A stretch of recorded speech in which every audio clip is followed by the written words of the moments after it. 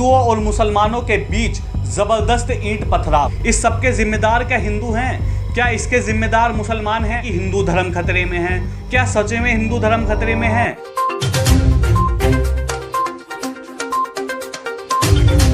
नमस्कार साथियों, स्वागत है आपका वॉइस ऑफ इंडिया पर और मैं हूं आपके साथ युवराज सिंह। साथियों, आज इस वीडियो में हम एक बहुत ही महत्वपूर्ण मुद्दे पर चर्चा करने जा रहे हैं।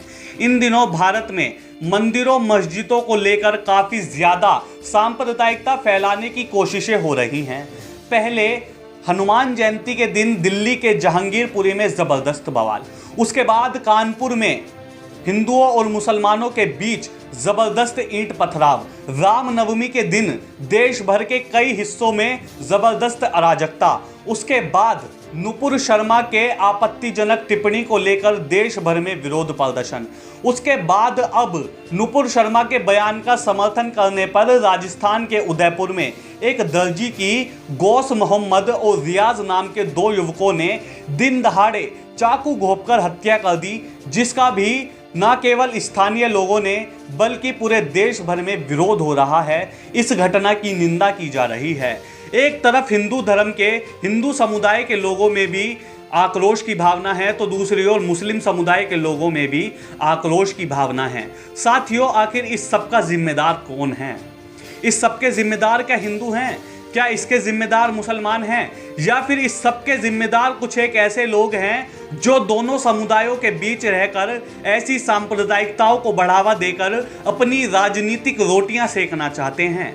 या कुछ एक सियासी लोग नफरत की खेती किए जा रहे हैं और हम लोग इनकी बातों की ओर खींचे जा रहे हैं? साथियों, हमारे देश का संविधान सभी को, सभी धर्मों को, सभी मजहबों के लोगों को समानता का, स्वतंत्रता का, अभिव्यक्ति का अधिकार समान रूप से देता है।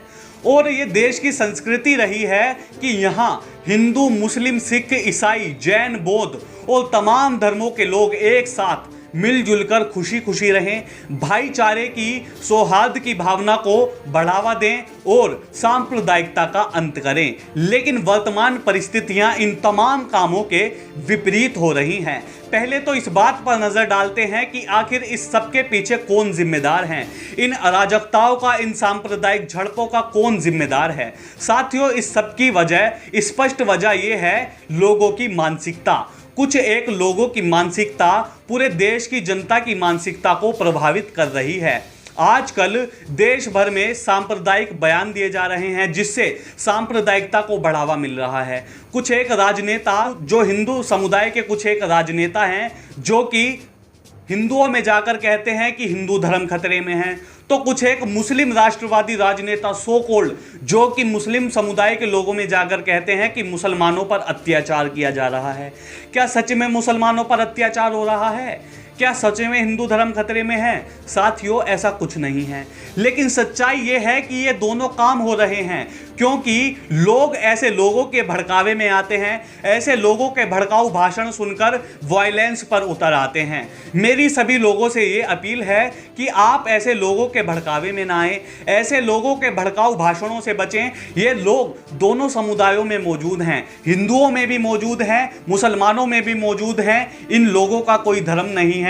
ये लोग सांप्रदायिकता को बढ़ावा देकर अपनी राजनीतिक जमीन तैयार करना चाहते हैं। तो साथियों, ऐसे लोगों से बचकर रहें। अंत में सिर्फ इतना कहूंगा कि अभी तक तुम अटके हुए हो, अभी तक तुम अटके हुए हो। हिंदू मुस्लिम को लड़ाने को देशभक्ति कहते हो, शायद तुम कहीं भटके हुए हो।